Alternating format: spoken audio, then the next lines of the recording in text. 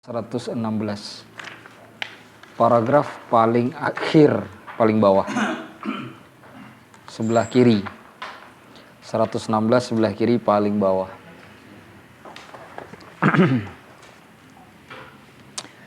Bismillahirrahmanirrahim. Qala al-musannifu rahimahullah wa nafa'ana Allahu bi'ulumihi fid dharaini. Amin. Walil asma'il husna dalalat, dan bagi asmaul husna, nama-nama Allah yang baik, dalalat, petunjuk-petunjuk. Dalalatu mutabaqah, dalalah mutabaqah, petunjuk yang berkesesuaian. Idza fassarnal isma, apabila kita menafsirkan nama tersebut, bi jami'i madlulihi, dengan seluruh unsur-unsur yang ditunjukkannya. Ini yang seperti kita sudah pelajari kemarin ya. Sudah dipahami ya. Jadi kalau misalkan kita sebut kata Al-Aziz, maka ada dua unsurnya. Al-Aziz sebagai sifat dan Al-Aziz sebagai nama. Menggabungkan dua-duanya itu disebut dalalah mutabaqah. Wa dalalatu tadammunin, dan petunjuk yang mencakupi. Idza fassarnahu, apabila kita menafsirkannya, bi ba'dhi madlulihi, dengan sebagian unsur-unsur yang ditunjukkannya. Jadi kalau nama Allah Al-Aziz tadi kita bicarakan satu sisi saja, baik nama saja atau sifat saja, itu disebut dengan dalalatu tadammun. Wa dalalatul iltizamin, atau petunjuk yang bersifat iltizam apa?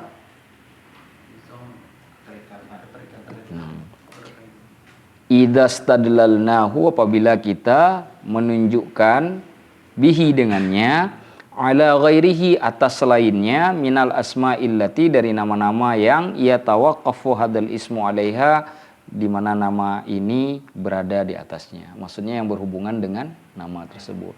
Al-Azizul Hakim, menghubungkan Al-Aziz dengan Al-Hakim, itu disebut dengan dalalatu iltizam. Nanti dalam ilmu Quran, ilmu tafsir, ini juga dipakai ini. Dalalah mutabaqah, dalalah tadammun, dalalah iltizam, ini juga dipakai. Saya tidak ngulang lagi. Yang belum pelajar, lihat video pertemuan sebelumnya. Apa itu dalalah mutabaqah, apa dalalah tadammun, apa dalalah iltizam. Kemarin kita sudah belajar dan latihan. Famathalan, maka contohnya. Nah, sekarang kita sampai kepada contoh. Ar-Rahman. Nama Allah itu ada yang namanya Ar-Rahman, dalalatun ala Rahman, yang merupakan penunjukan atas sifat rahmah. Sifat rahmah. Jadi kalau disebut Ar-Rahman, berarti dalamnya ada unsur rahmah. Wadzat dalalah mutabaqah, dan juga berhubungan dengan zat Allah yang mencakupi dalalah mutabaqah, pendalilan mutabaqah.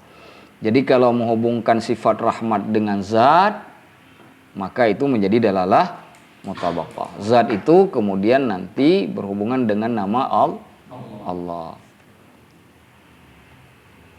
Wa ala ahadihima, apabila atas salah satu di antara keduanya, baik itu sifatnya saja atau namanya saja atau zatnya saja, disebut dengan dalalatu tadammunin.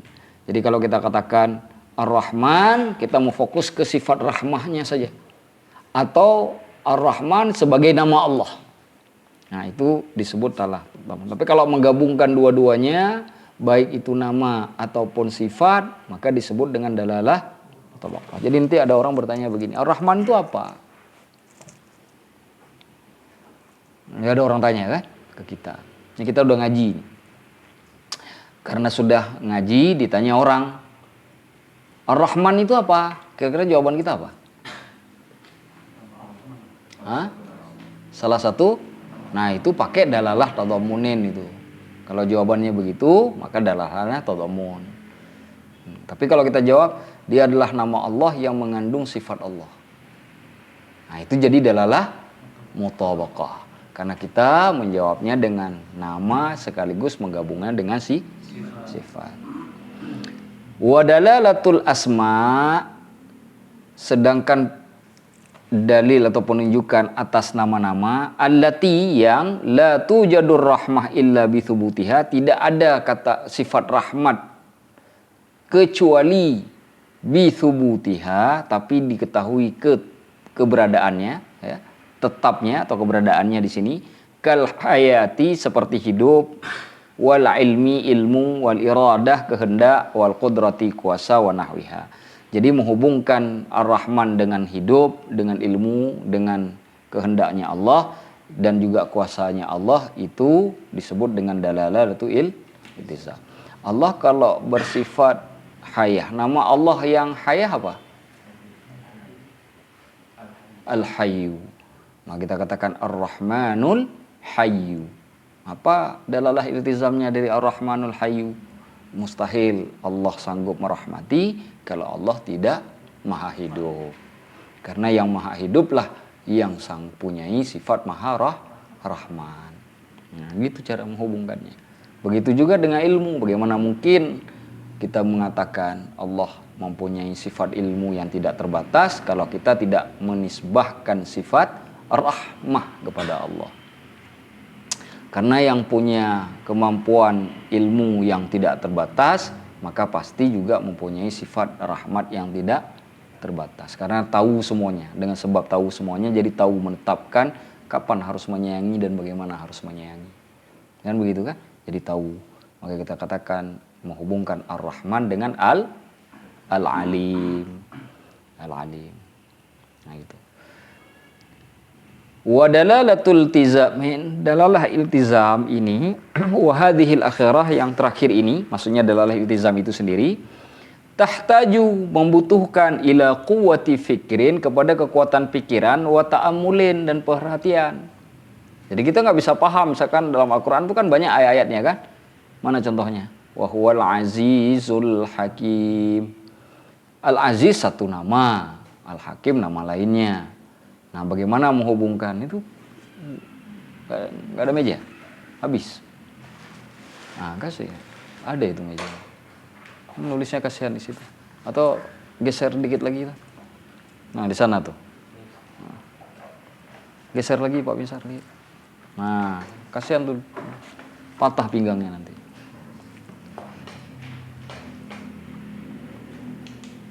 Kalau misalkan kita katakan Al-Azizul Hakim. Al-Aziz adalah satu nama, Al-Hakim satu nama. Pada Al-Aziz ada sifat Allah, yaitu sifat apa? Sifat perkasaan. Al-Izzah. Al-Izzah itu bisa diartikan keperkasaan, bisa diartikan kemenangan. Al-Izzah. Al-Hakim, ada sifat apa pada Al-Hakim? Bijaksana, hikmah. Aja Allah tuh Al-Hakim, makanya orang yang punya ilmu yang diajarkan Allah bisa sampai dapat ilmu hikmah diberikan oleh Allah. Kenapa bisa diberikan? Karena Allah Hakim, bijaksana. Nah, bagaimana cara menghubungkan Al-Aziz dengan Al-Hakim?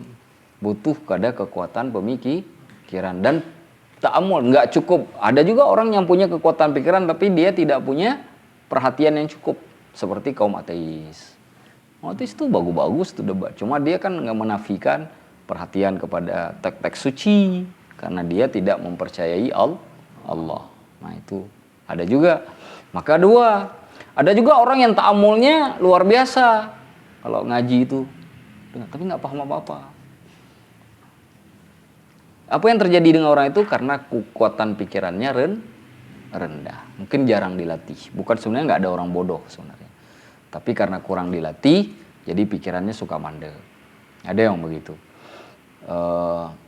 Di pondok pesantren itu, dulu kami di pondok itu kadang-kadang tuh ada santri yang biasa-biasa saja. Cuma karena giat belajarnya, diasah terus otaknya, pinter juga lama-lama.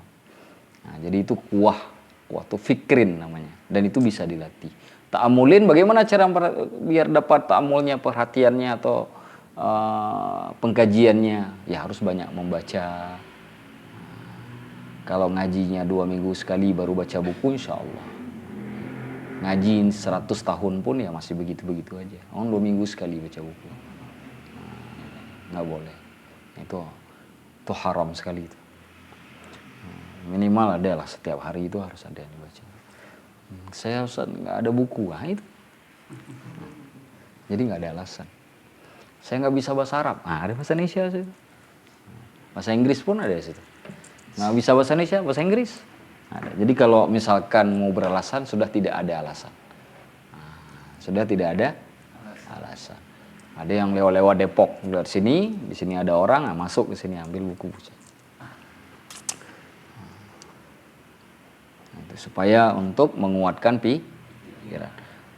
Orang yang kuat pikiran ketika dia misalkan punya sesuatu hal yang mengganggu dirinya, maka dia tenang menyelesaikan masalah itu karena pikirannya terlatih. Tapi jika pikirannya tidak terlatih, jika misalkan dia punya masalah, dia suka hilang konsentrasi, suka gaduh. Apa? Kalau galau mungkin semua orang galau. Saya pun bisa galau. Tapi kan ada orang galau dengan gaduh. Ada orang galau tenang. Galaunya misalnya hanya Allah yang tahu. Ada juga orang galau satu kampung tahu. Ada juga, ya kan? Ada juga. Gitu. Nah itu quwwatu fikrin. Jadi melatih pikiran itu akan membuat kita seperti itu. Jadi ketenangan. Jadi harus kuat pikiran, harus kuat juga perhatian. Nah, ini yang disebutkan oleh Syekh Mutawalli Asy'arawi ini jalan ilmu. Jalan ilmu. Ada orang cerdas sekali IQ-nya. IQ-nya cerdas sekali, kan ada tuh kan di sekolah-sekolah tuh cerdas sekali. Tapi dia kurang mengkaji, kurang perhatian, lama-lama terlihat seperti orang bodoh. Ada orang bodoh, biasalah.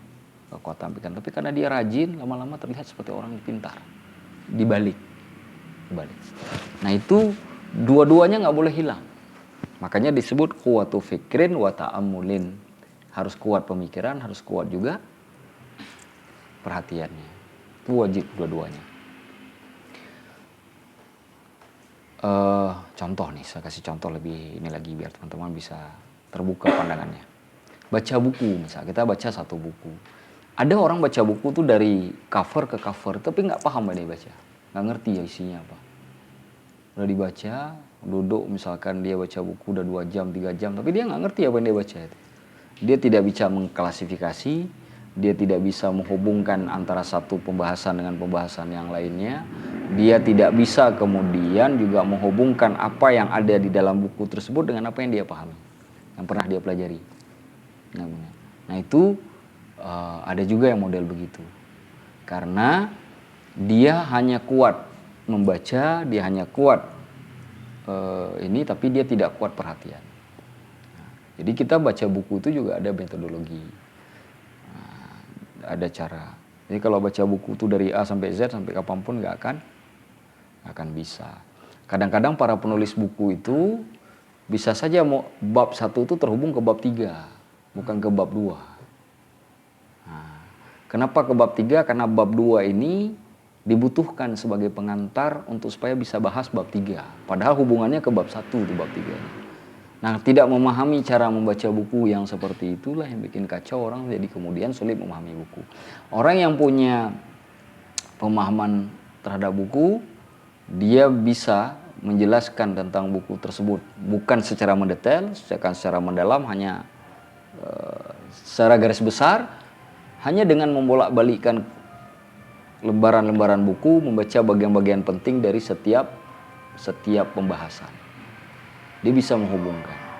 Apalagi kalau memang dia sudah punya ilmu khusus tentang hal itu. Nah, tapi belum mendalam karena dia belum baca semua kan? Nah, belum mendalam. Tapi secara umum dia sudah mampu. Itu yang disebut quwwatu fikrin wa ta'ammulin. Jadi itu penting. Nah, dalalah iltizam itu nggak akan didapat.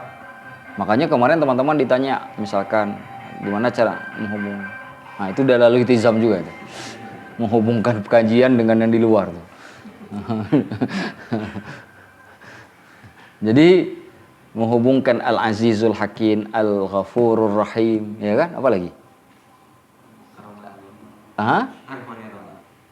Ar-Rahmanir Rahim, Al-Ghaniyul Hamid, ya kan? Banyak kalimat-kalimat tuh yang dibuat dua-dua begitu kan? Apalagi kalau di dalam ratib haddad itu al-alim, al-kabir, as-sami'ul basir, al-latiful khabir. Nah, itu kan digabung-gabung. Itu ada, itu bisa dipakai. Kenapa harus digabung begitu? Itu ada maksudnya. Bukan suka-suka kita gabung-gabung seenaknya. Lalu baca doa karena kan ada gabung-gabung, saya mau bikin juga gabung-gabung. Ar-Rahmanul Mumit. Apa orang tanya, apa maksudmu menggabungkan rahmat dengan mamit, mematikan? Nah, apa hubungannya? Nah, saya ikut-ikut aja lah. Orang gabung, saya gabung-gabung juga. Penting itu nama Allah. Nah, enggak cuma sekedar begitu. Itulah fungsi dalalah iltizam itu menjadi tapi orang nggak akan bisa tahu, nggak bisa sampai kalau tidak punya wawasan yang luas, kemampuan imajinasi yang bagus, ya. Tapi tentu berdasarkan kaidah. Nah, kaidah itu pakai ta'ammul itu, perhatian. Kalau nggak ada kaidah ya suka nanti ngarang-ngarang kan.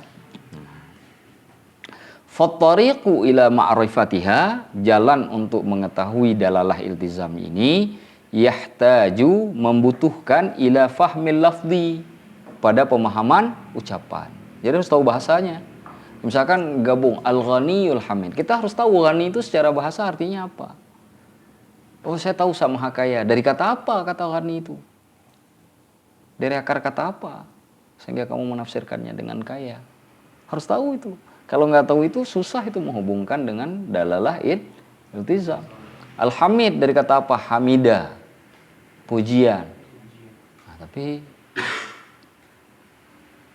oh iya ya, kan di surah Al-Fatihah kan Allah bilang alhamdulillahirabbil alamin, ya kan? Oh, hamid, pujian. Sedangkan pujian dalam surah Al-Fatihah itu menunjukkan bahwa Allah itu bukan hanya memiliki satu jenis pujian, tapi semua jenis pujian. Jadi harus paham bahasa-bahasa begitu, harus tahu. Kalau tidak tahu, maka tidak akan bisa menggunakan dalalah iltizam. Makanya orang nggak bisa bahasa Arab pasti nggak tahu dalalah iltizam. Karena itu syarat mutlak. Karena kaidah-kaidah agama, nama-nama Allah semuanya berasal dari bahasa Arab. Wa ma yadullu alaihi minal ma'ani, dan apa-apa yang ditunjukkan atasnya daripada makna-makna. Ya. Jadi harus diketahui. Jadi bahasanya harus diketahui, kemudian makna yang dikandung di dalamnya juga harus dipahami. Karena begini, bahasa Arab itu bahasa yang kaya. Satu kata yang sama itu kadang-kadang berarti berbeda. Itu bahasa Arab. Nah, jadi harus hati-hati. Contoh, bahkan kadang-kadang membaca barisnya berbeda walaupun akar katanya sama juga nanti melahirkan makna yang berbeda. Itu dalam bahasa Arab itu begitu. Jadi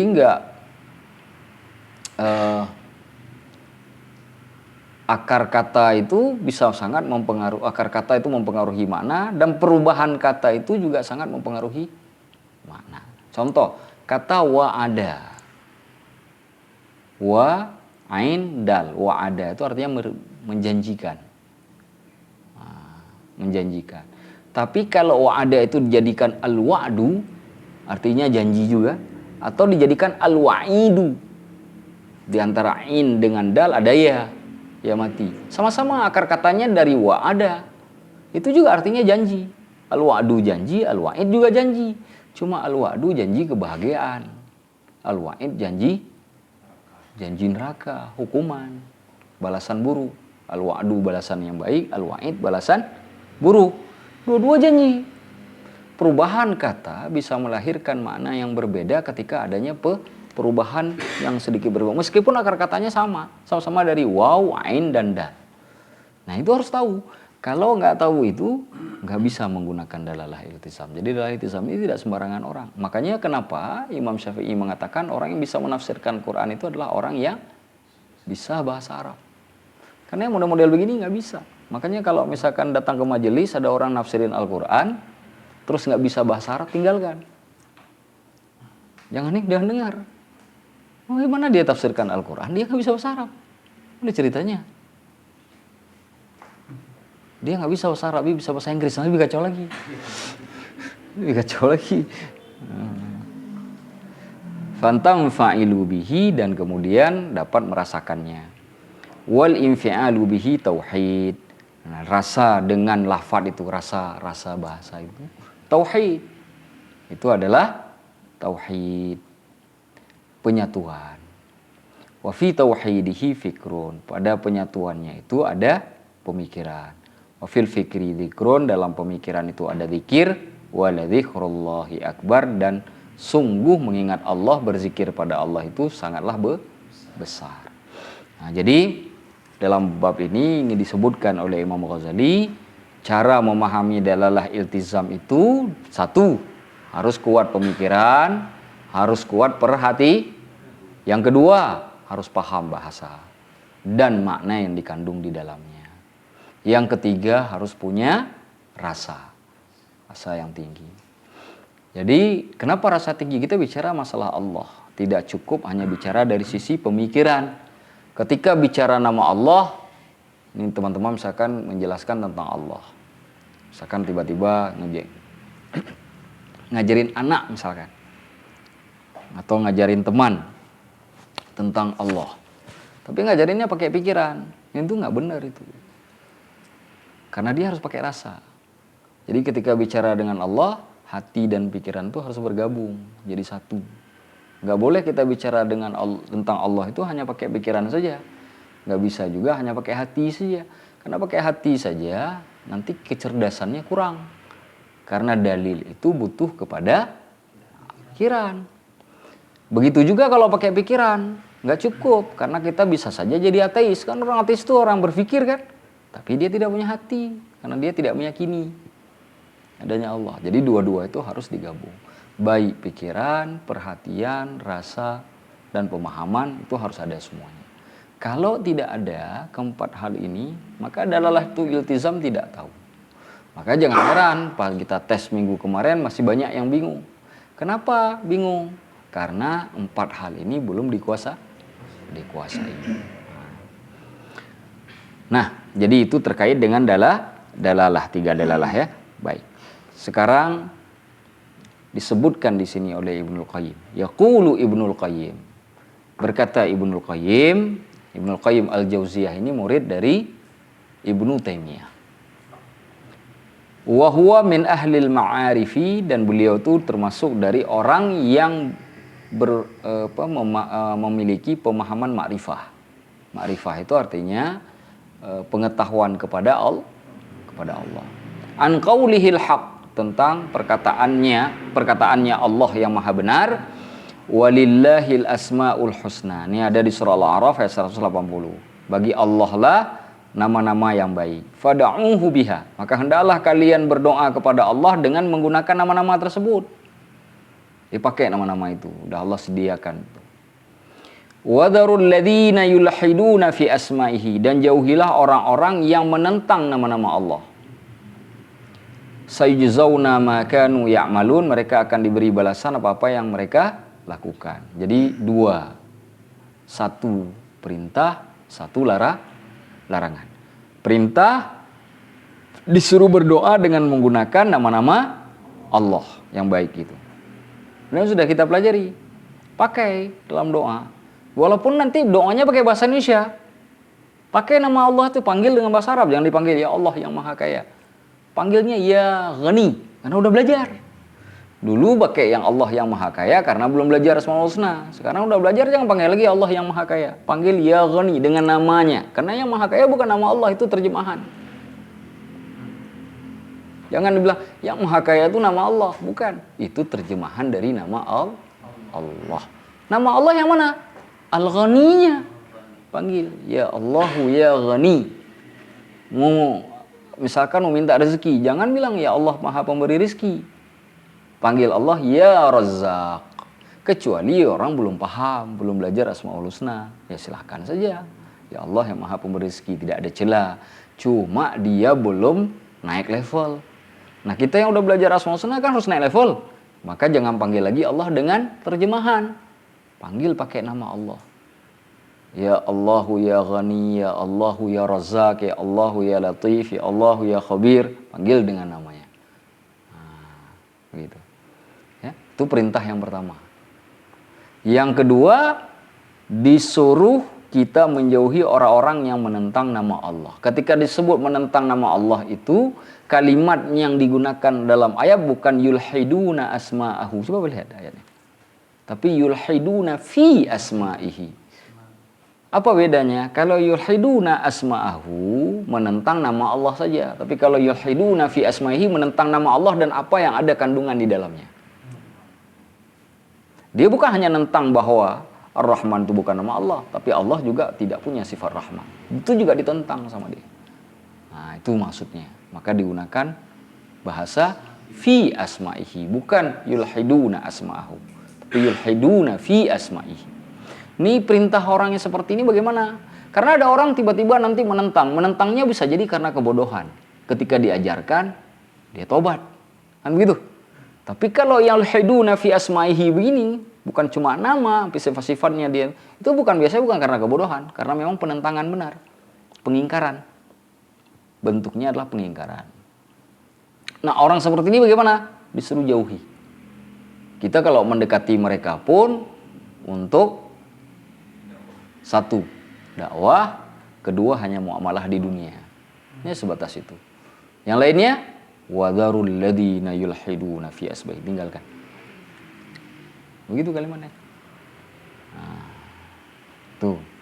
Nah, sekarang pertanyaannya, Ibnul Qayyim ingin membahas apa kata yulhiduna fi asma'ihi. Apa ilhad itu? Yulhid itu apa? Biasanya kalau di dalam bahasa ini sekedar pemahaman, kata mulhid itu digunakan untuk ateis. Jadi ateis bahasa Arabnya mulhidun. Mulhid itu artinya ateis. Nah, ini mulhid.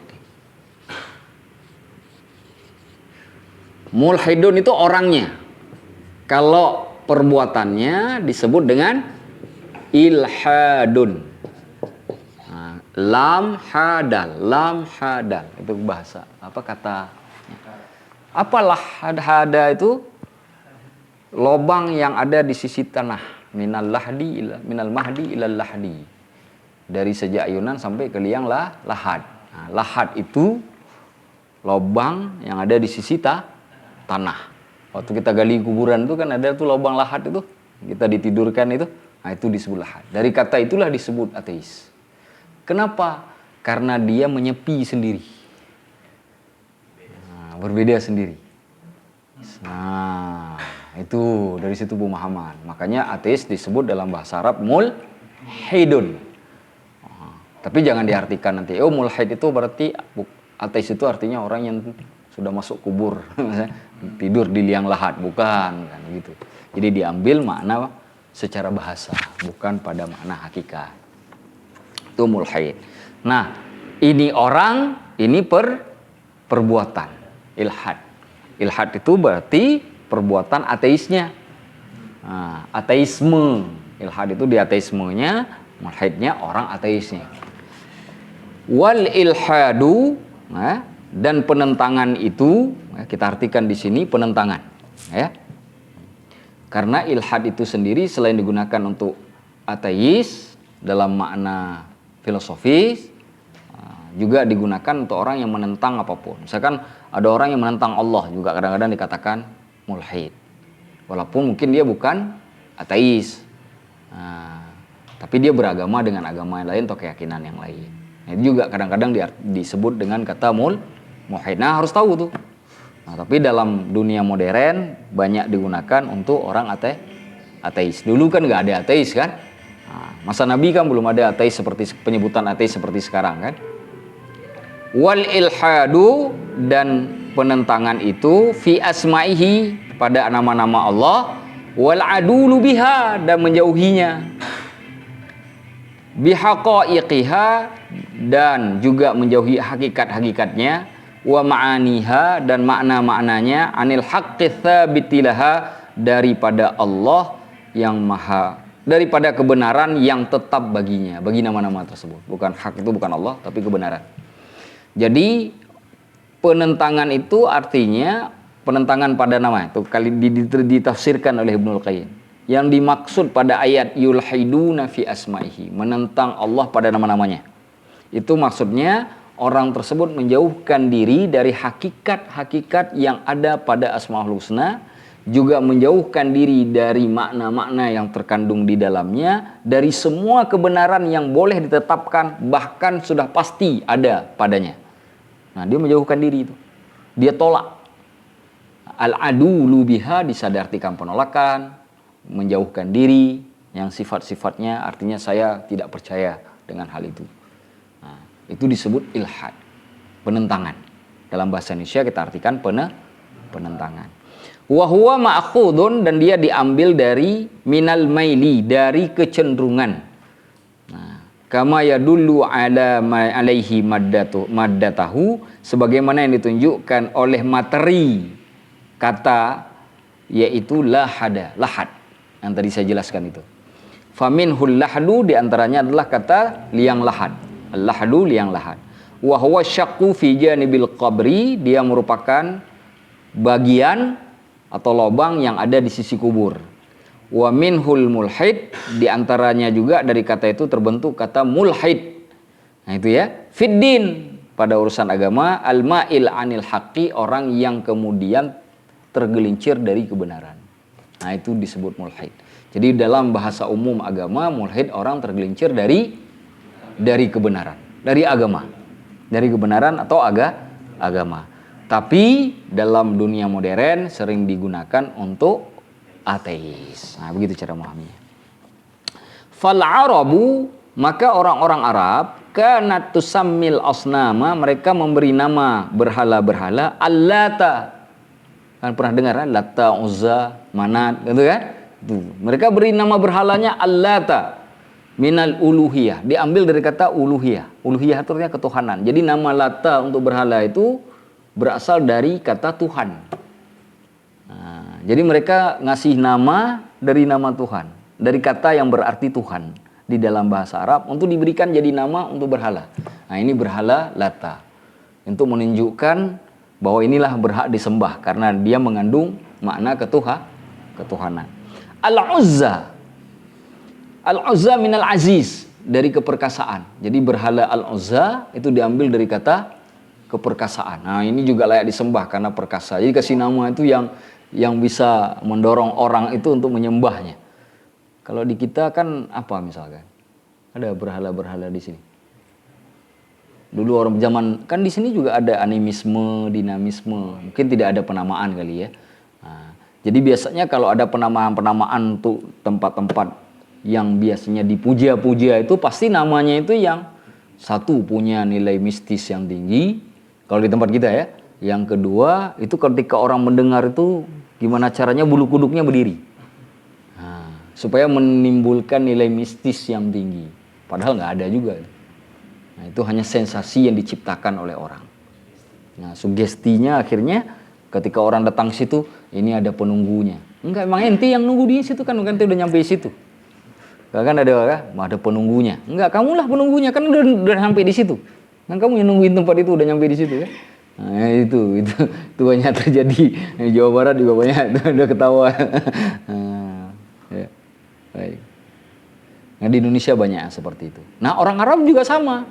Cuma bedanya orang Arab, dia berikan nama itu ya karena dari bahasa Arab diambil dari akar kata bahasa Arab. Nah, bedanya cuma di situ. Tidak ada nilai mistisnya, ada nilai mistisnya. Bahkan di berhala Al-Uzza ini itu sampai terdengar suara jin yang dipercayai oleh mereka itu suara Tuhan. Terdengar suara jin karena dia pohon kan, di pohon. Nah, ada unsur mistisnya, ada sama kayak kita di sini waktu masa animisme, dinamisme dulu.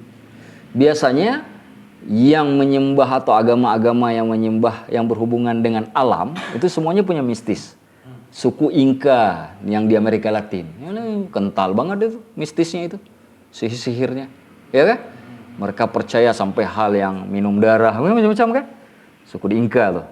Orang-orang Indian, Red Indian, Indian merah yang di benua Amerika juga sama kan? Coba lihat ritual-ritual mereka itu ketika berhubungan dengan alam itu penuh dengan mistis. Bahkan mereka kadang-kadang berbicara dengan alam, ya kan? Alam mendengar pembicaraan mereka. Jadi kita sebelum dia bicara dengan alam, kita nggak boleh lewat dulu di jalan itu. Sampai dia bisa memastikan alamnya sudah memberi izin untuk dia lewat. Dia bicara tuh. Mistis, sangat mistis. Ya. Kemudian di India, itu juga, yang Hindu, Buddha, itu kan juga. Hindu, terutama Hindu. Itu kuat juga mistisnya. Kuat sekali. Persia, yang menganut pemahaman agama Zoroaster. Ya, agama api. Ya, itu juga sangat kuat. Mistisnya luar biasa. Di Cina juga sama, ketika mereka menyembah roh, itu juga sangat kuat kepercayaan mereka terhadap roh itu kan, termasuk roh leluhur gitu kan, itu sangat kuat mistisnya. Jadi semua agama-agama yang dibuat oleh manusia itu selalu diberikan nama-nama yang punya rangsangan buat orang ketika mendengarnya, iya ini super power gitu kira-kira. Yang kedua, supaya semakin menghiasi bahwa tempat itu memang luar biasa, diberi nilai mistisnya. Nah, lalu kemudian di Islam sendiri masuk itu ke ranah tasawuf. Ya kan? Ranah tasawuf. Ada wali jenggot lebih panjang daripada rambut. Tapi jenggotnya dianggap karomah, rambutnya enggak. Renggutnya doang. Fikih nggak tahu, baca Quran nggak bisa. Baca Quran nggak bisa, tapi wali. Baru tahu saya ada wali nggak bisa baca Quran. Ya, waktu saya pulang ke sini. Ya, tapi itu terjadi. Kenapa diberi mistis begitu? Kalau nggak bisa merangsang orang untuk ikut. Itu polanya begitu. Nah, orang Arab juga melakukan hal yang sama. Wa tasmiyatuhum as-sanam ilaiha. Mereka menamakan mereka dengan berhala mereka dengan nama-nama tersebut. Wa hadza ilhad. Ini adalah penentangan. Fa innahum adalu bi asmaihi. Mereka telah adalu bi asmaihi, menjauhkan diri dari nama Allah. Bagaimana cara mereka menjauhkan diri dari nama Allah? Dengan merubah nama Allah. Al-uluhiyah itu kan harusnya kan untuk Allah. Mana dalilnya? Qul a'udzu birabbin nas, malikin nas, ilahin nas. Tuhannya manusia. Ilah itu harusnya dinisbahkan kepada Allah. Oleh orang-orang Arab dulu dipakai untuk berhala. Bosakakan berhala itulah yang jadi Tuhan. Itu kan ilhad, itu penentangan. Sama di kita juga sama. Menjadikan Tuhan apapun. Dari pokok kayu lah, batu lah. Ya, atau menuhankan manusia lah. Ada menduhakan ubur-ubur. Subhanallah. Ada orang bisa sebodoh itu ya. Astagfirullahaladzim, ya Allah. Semoga sudah pada taubat semua. Udah meninggal ya? Udah meninggal tuh yang kerjaan ubur-ubur itu. Enggak tahu ya. Enggak penting juga ya. Ila authanihimil batilah, mereka kemudian mengarahkan nama-nama Allah atau mengubah nama-nama Allah itu kepada berhala-berhala mereka, authanihim al-batilah, yang batil. Jadi nama Allah dipakai untuk berhala. Jadi Allata itu mengandung makna tuh Tuhan, dari kata uluhiyah. Dari akar kata ilah, ilahin nas itu. Wa fi qaulil yahud, dalam perkataan orang-orang Yahudi, yadullahi maghlulatun, tangan Allah itu terbengkalai, atau dalam bahasa Arab yang secara kata-kata itu terikat, terbelenggu. Maghlulah itu seperti orang ditangkap polisi. Nah, itu maghlulah itu.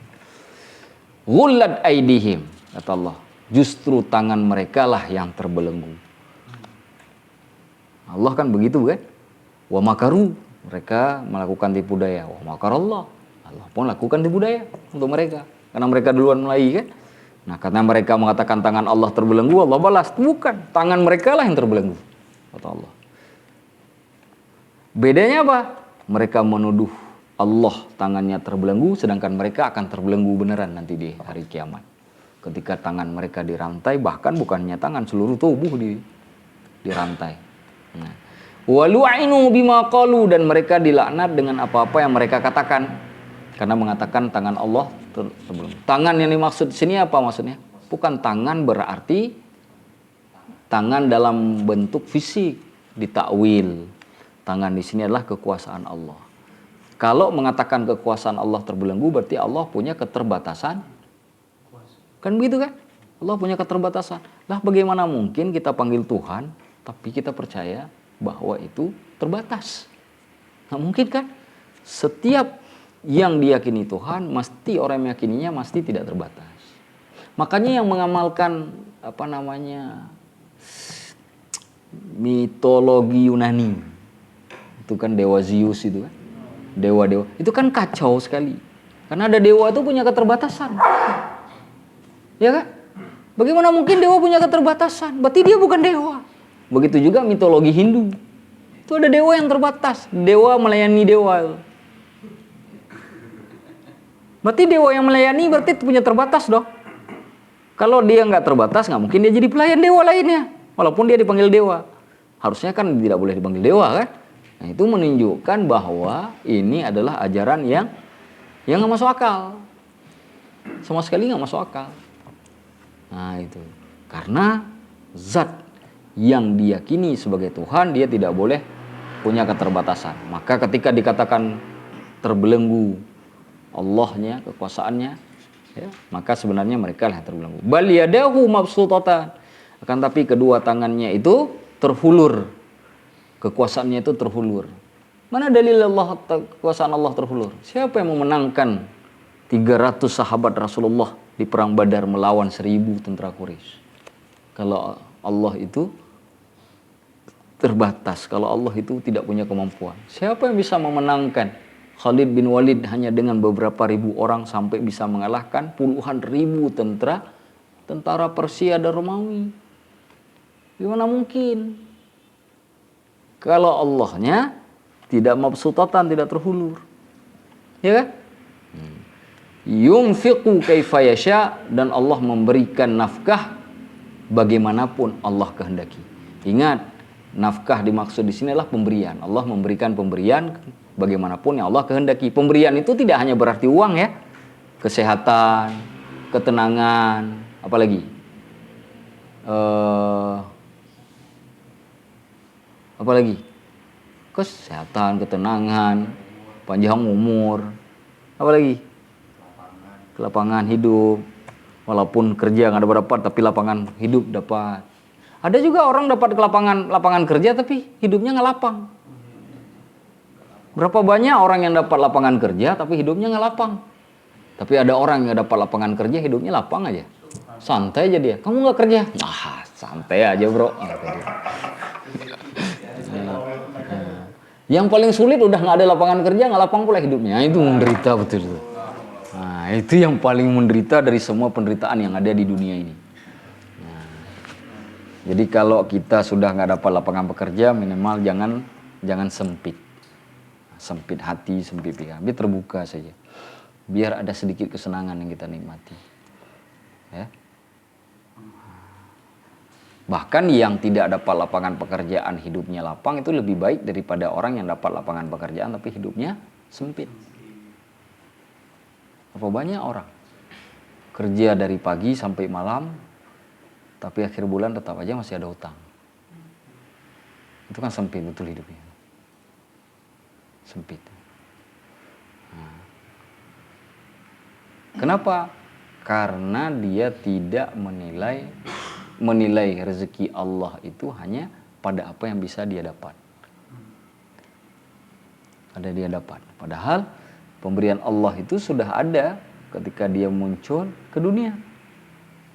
Keluarga. Itu sudah pemberian Allah kan? Yunfiqu kaifa yasha kan? Kita tidak lahir.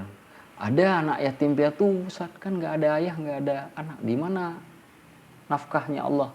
Di mana pemberiannya Allah? Allah berikan orang tua asuh. Allah berikan tempat orang yang mau menampung dia. Berapa banyak anak yatim nggak jadi? Malah justru banyak yang punya ayah dan ibu jadi anak pang. Malah balik samping jalan. Justru anak yatim malah di pesantren. Nggak bayar lagi ya. Betul nggak? Jadi bukan karena masalah sudah punya ayah atau sudah punya ibu. Tapi masalahnya adalah apakah kita menghargai pemberian Allah yang sekecil-kecilnya. Apa hadisnya? Ightanim khamsan qabla khamsin. Jaga yang 5 sebelum datang yang 5. Apa itu yang 5? Sehat sebelum sakit. Lapang sebelum sempit. Tua sebelum muda. Muda sebelum tua. Jangan dibalik. Mentang-mentang udah tua aja bawaannya. Muda sebelum sehat sebelum sakit tadi udah. Apalagi? Hidup sebelum mati. Satu lagi? Apa satu lagi? 5 kata Rasulullah.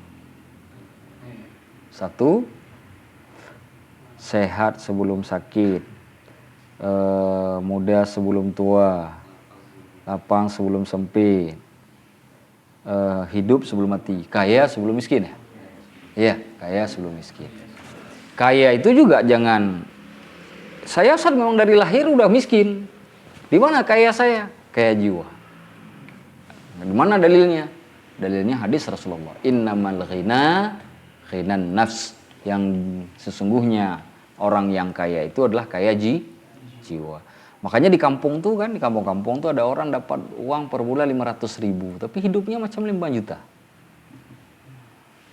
Bagaimana kita tahu dia 5 juta? Dia pergi kedai kopi pagi hari, dia cuma dapat segelas kopi hitam pahit pula. Tapi hidup dia macam udah bergula semua. Walaupun kopinya pahit. Hidupnya bergula. Berapa banyak kita yang minum kopi bergula tapi ternyata hidup kita pahit.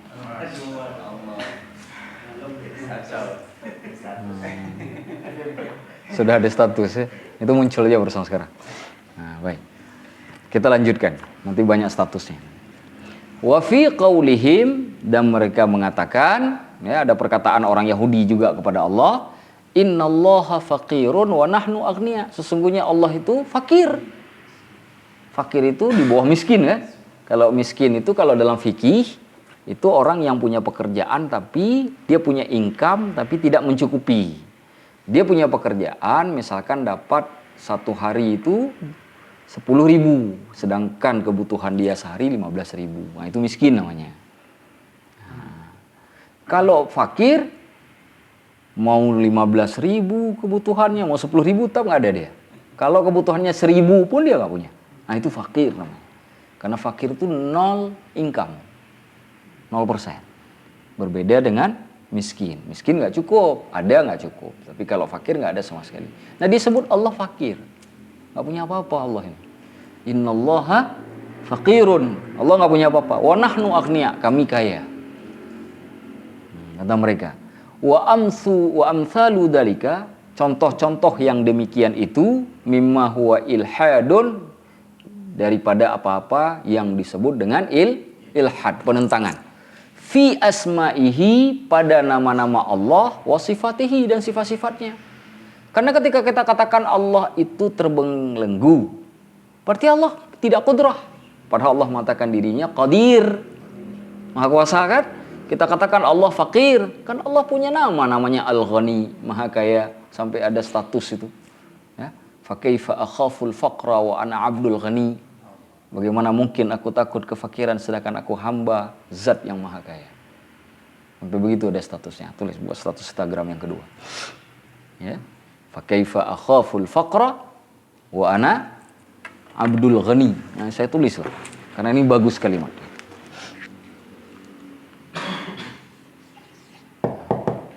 Kaifa akhaful faqra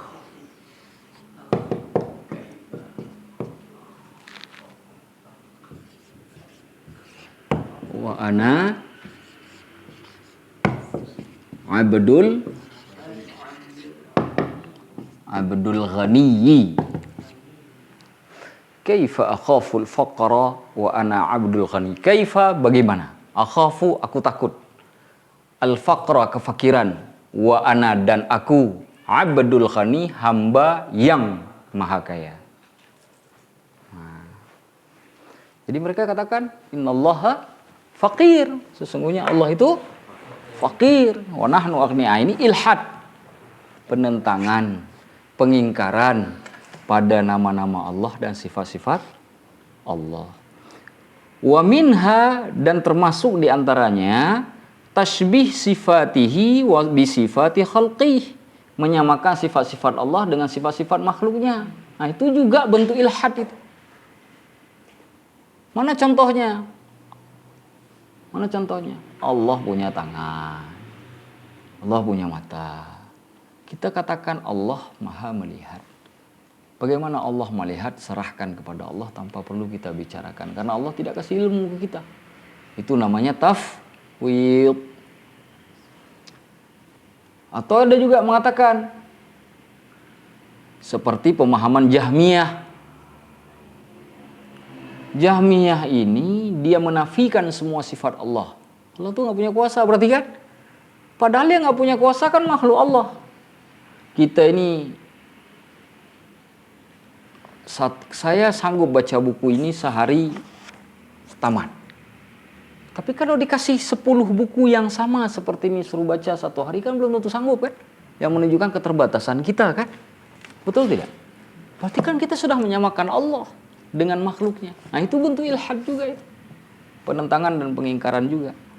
Fakullu hada, dan seluruhnya ini ilhadun, penentangan, pengingkaran, wa mailun anil istiqaqi, dan kemudian tergelincir dari istiqaq. Istiqaq itu pembentukan. Dia sudah terhindar dari sifat aslinya. Manusia ini semuanya diciptakan oleh Allah dalam kondisi fitrah. Ya kan? Fitrah itu artinya apa?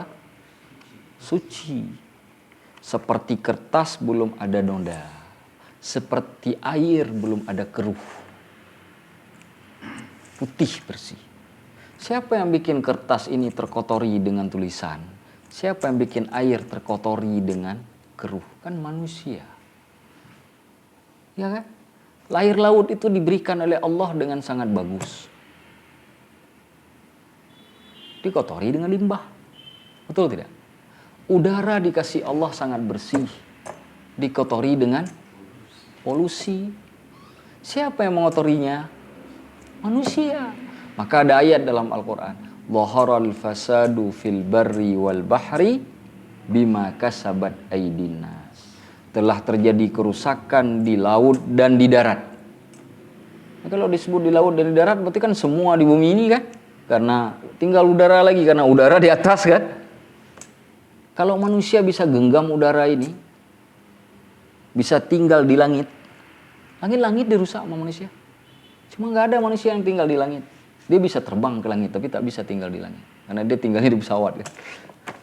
Beda dengan di bumi. Maka kalimatnya dhaharal fasadu fil barri wal bahr. Di darat dan di laut.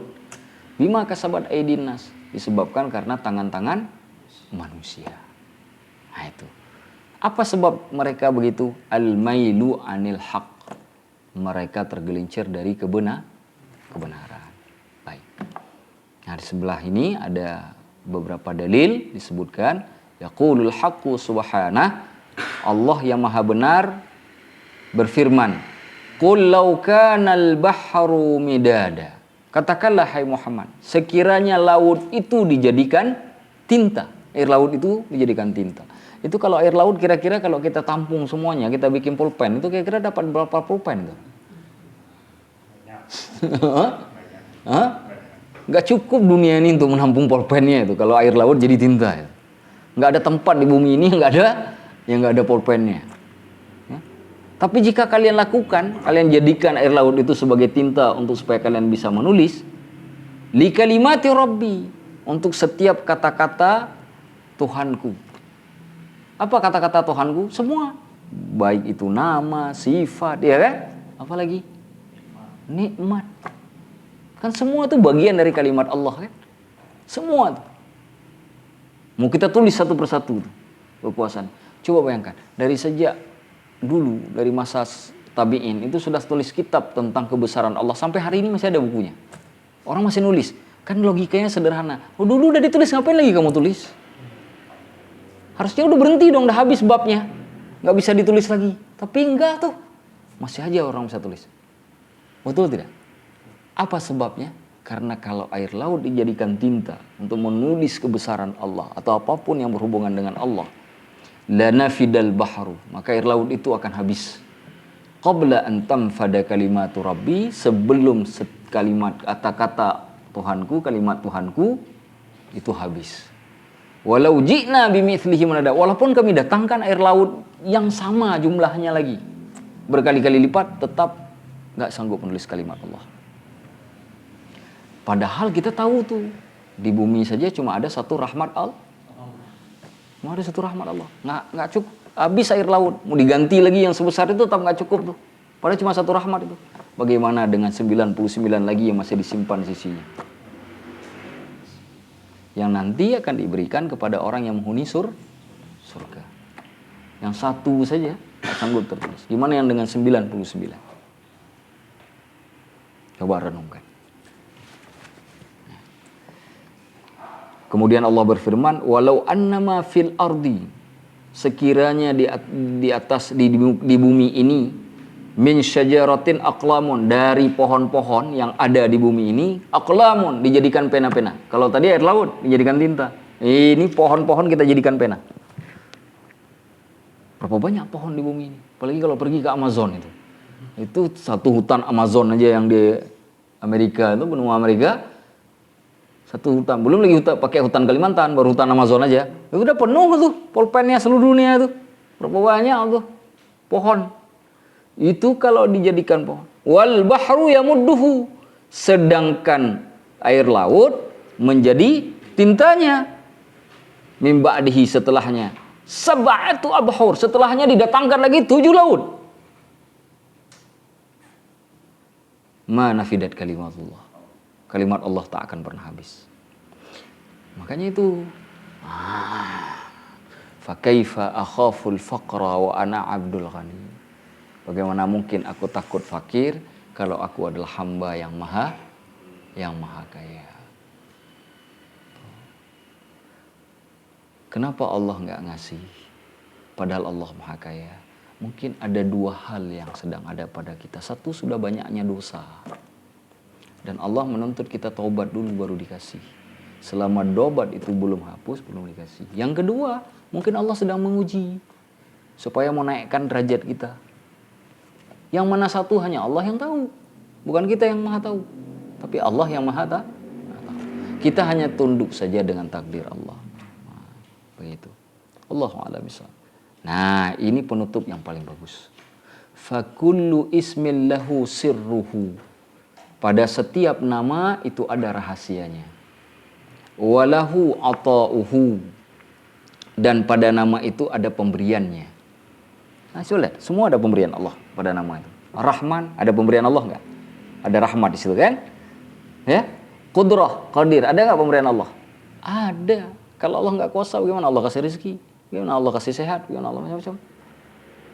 Semua pada nama Allah itu ada rahasianya. Dan pada semua nama Allah itu ada pemberiannya. Walahu isyraqatuhu. Dan padanya ada isyraqat, artinya kilauan.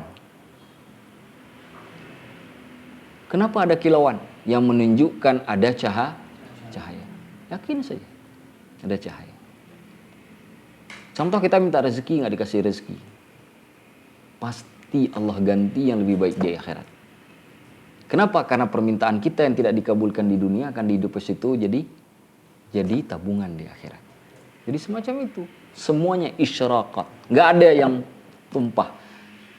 Air yang kita kisi dalam gelas, berlebihan kita isi, tumpah ke bawah. Sedikit kita isi, gak puas kita minum. Selalu aja masalahnya. Selalu ada masalahnya. Tapi Allah selalu memberi pertimbangan yang seimbang. Pemberian Allah seimbang. Kita tanya misalkan, kenapa Ustaz, laut itu lebih luas daripada daratan? Kenapa nggak daratan lebih luas daripada lautan? Kalau daratan lebih luas lautan, kita itu mati terpanggang. Kita itu mati terpanggang.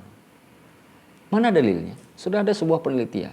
Kalau laut Mediterania itu, air lautnya habis tuh, yang menghubungkan benua Afrika dengan benua Eropa itu kosong tuh. Kosong, nggak ada air. Maka suhu di Eropa dengan di Afrika itu bisa membunuh orang.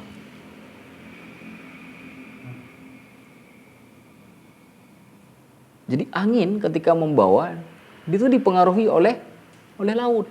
Kemudian kenapa lautnya harus asin? Kalau lautnya tawar, kita ini mati semuanya. Karena laut itu banyak sekali bangkai, banyak sekali macam-macam, dan akan banyak sekali kuman di dalamnya. Kita ini nggak bisa hidup, maka diberi asin sebagai tawar untuk semua. Makanya salah satu air yang paling baik di dunia ini salah satunya adalah air laut. Makanya jadi boleh kan berwudu dalam air laut, boleh mandi dengan air laut. Walaupun rasanya asin. Kan kita tahunya kan air sumur yang tawar kan. Ini kenapa yang asin boleh? Enggak, ternyata asin itu malah justru membantu kita. Sehingga kondisi lautnya jadi dalam posisi yang aman. Bayangkan ikan hiu yang besarnya lebih gede daripada kapal angkut barang. Mati di laut. Nah kalau matinya 1, nah kalau matinya 1000. Terus airnya tawar. Wah itu berbagai macam zat-zat kecil itu kan, bakteri-bakteri itu kumpul di situ. Kita mandi habis naik ke atas itu dengan berbawa penyakit semuanya itu. Tapi Allah kasih air asin. Kita kalau sakit dulu waktu kecil, misalkan ada luka misalkan kan, diserut-serut juga air garam kan, basahkan di kain, dibersihin kan pakai air garam, ya kan? Sebelum ditaruh obat kan? Ternyata obat. Kita gatal kerongkongan, sakit, ada juga yang diminum pakai air garam itu kan? Itu detox ya. Kumur-kumur pakai air garam. Betul nggak? Jadi semua ada hikmahnya.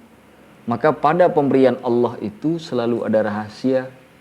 Bukan hanya itu, ada cahaya terang yang berkilau. Kalaulah kita paham makna hakikatnya. Wal asma'u kama dzukirat fi kitabillah, dan nama-nama Allah sebagaimana yang disebutkan dalam kitabnya Allah. Nah, ini disebutkan. Ini dari halaman ini sampai dengan halaman 1, 2, 3, 4, 5 lembar ini dalil untuk semua nama-nama Allah. 5 halaman. Tidak kita bahas satu persatu karena Asmaul Husna sudah kita bahas di awal. Karena ini cuma bahas dalil, baca sendiri. Jadi kalau ada orang sebut misalkan Al-Muntaqim. Ya? Mana dalilnya Al-Muntaqim? Cari di sini. Mana dalilnya? Surah apa? Cari, ada nggak di sini? Mana? Cari di sini. Ada semua nih. Nah, tapi ini ada satu hal yang ingin saya bahas. Apa ya? Al-Muntaqim itu 78. Nah, surat As-Sajdah ayat 22. Inna minal mujrimina muntaqimun. Itu ayatnya. Ada semua. Ada semua. Nah, silakan dibaca. Jadi, pembahasannya di awal, dalilnya di akhir. Jadi kalau mau mengambil penjelasannya sudah kita jelaskan di awal, mau memperkuat penjelasan itu dengan ayat Al-Quran, ini dalilnya. Dan ini tidak kita bahas lagi 5 lembar ini. Hanya saja saya ingin baca bagian terakhir saja di halaman 100 berapa ini? 129. Nah, sebelah kanan. Karena ini namanya 106. Betul nggak itu? Itu jumlahnya 106. Kan Ustaz 99, kenapa 106? Berarti lebih 7 nih. Yang 7 lagi ini kok bisa muncul? Kan harusnya 99. Nah, ini dijelaskan pada paragraf ini sedikit yang sebelah kanan. Nah, hadhil asma'us syarifah, nama-nama Allah yang mulia ini, wal azimah yang maha agung, allati dzukirat binassil Qur'an, yang disebutkan dengan nas Al-Qur'an. Wa qala Rasul sallallahu alaihi wasallam, Rasulullah sallallahu alaihi wasallam telah bersabda fi hadithihi, di dalam hadisnya, annal adad, bahwa bilangannya tis'atun wa tis'un, 99 nama Allah ya. Wa ajma'a ulama'una, ulama-ulama kita telah berijma'. Ijma' loh. Tidak ada perselisihan berarti kan? Kalau ijma, sudah ijma ulama-ulama kita al-an sekarang. Annal asma'al husna. Bahwasanya nama-nama Allah yang baik itu madadun bi ghairi adadin. Jumlah yang tidak terbilang. Artinya tidak punya batasan. Nah, itu sudah disepakati. Jumlah yang tidak terbatas. Lantas kalau benar seperti itu kan lebih dari 99. Lantas bagaimana menghubungkannya dengan yang dengan dalil yang mengatakan nama Allah 99?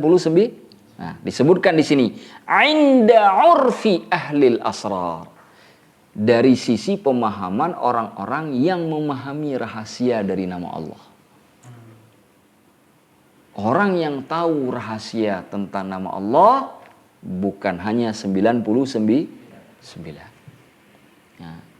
Ammal adadul mazkur, adapun bilangan yang disebutkan di dalam hadis yaitu 99 fil hadis, fahuwa li ahlil ikhtiyar, itu hanya bagi orang-orang yang kaum ikhtiar, orang yang ya rata-rata lah seperti kita ini, yang belum sampai pada tingkatan pemahaman atau menyingkap tabir-tabir rahasia dari hal-hal yang berhubungan dengan Allah. Belumlah sampai pada tingkatan orang yang sangat alim. Orang rata-rata nih, kayak kita. Nah, ini 99. Pakai hukum dohirnya. Nah, yang lebih dari 99 itu kenapa? Itu menunjukkan, karena kan ada hadis kan sudah kita sebutkan, nama Allah tidak dibatasi 99. 99 diberitahukan. Ada juga yang diberitahukan kepada orang tertentu, seperti diberikan kepada Nabi kan? Berarti Nabi kan berarti kalau tahu nama Allah kan tidak terbatas 99. Nah, ini namanya karena para Nabi itu adalah ahlul asrar. Mereka tahu rahasia-rahasia. Maka diberikan lebih. Nah, itu kan. Nah, ini li ahlil ikhtiyar.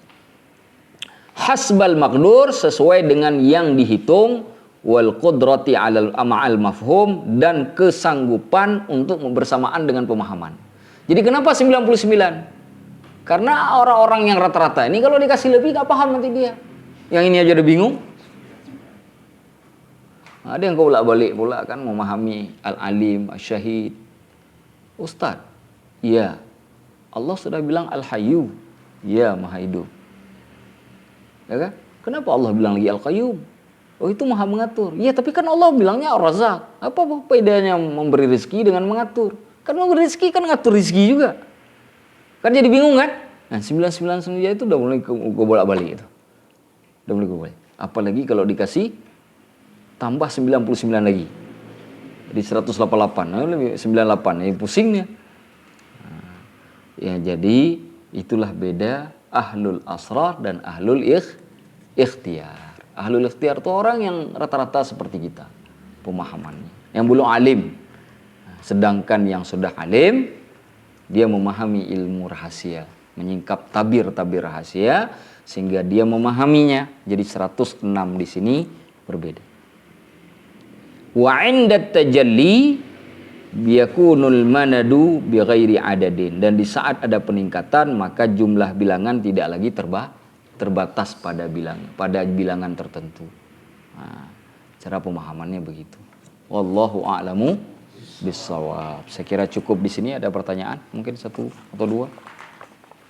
Nanti ke depan kita akan bicara tentang fadhail asma'il husna, kelebihan-kelebihan asmaul husna, dan faedah tilawatil asmaul husna, dan faedah membaca asmaul husna. Nah, kita sering baca asmaul husna, ada faedahnya tidak? Ah, nanti kita pelajari itu. Insyaallah minggu depan.